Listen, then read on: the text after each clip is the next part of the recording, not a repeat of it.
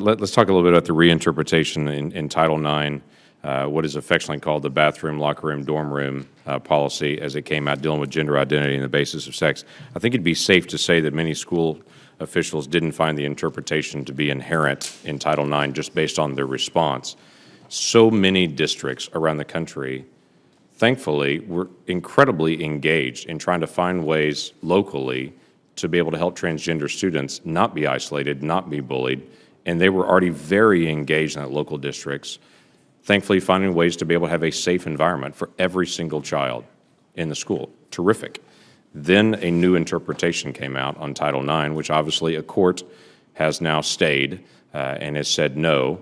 Again, it's the thinking process of what went into this is helpful to us to be able to determine how that guidance came out and that process was done.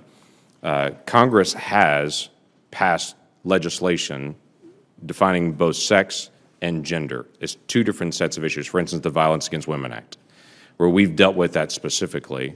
Clearly, that was not in the previous statute and wasn't clarified that way. And so I'm trying to figure out the jump. How did it move from the assumption in the statement that gender was always implied when Congress has separated that out in previous statutes and when districts all over the country didn't deal with that in the past and they already found other ways? So help me understand the process of that decision-making to suddenly include gender where it said sex.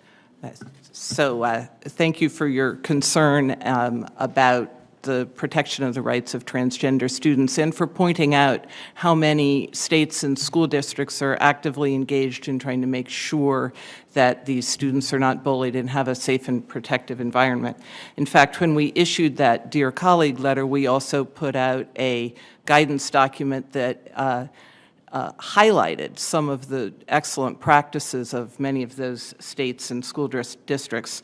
Sadly, that is not universally true, however, and through OCR's enforcement process, where they've gotten complaints about transgender discrimination, as long ago as at least 2010, OCR has, in their enforcement work, interpreted discrimination on the basis of sex to include gender identity.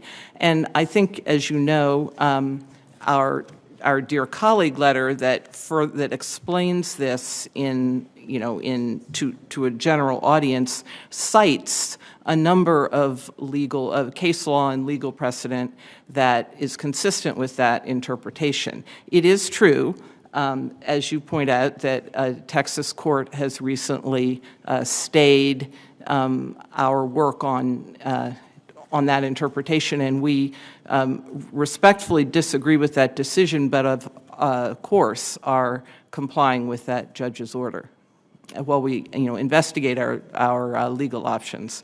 I don't think the last legal chapter has been written here. No, but it's an interesting challenge just to be able to look at it. 5 courts ruled the other direction. 1 court ruled that way. Education grabbed the 1 court that ruled their way, ignoring the 5 others. And then a statute that didn't refer to gender all the way from the 1970s, when clearly Congress has passed statutes before that dealt with both. I understand the dynamics and the challenges of it.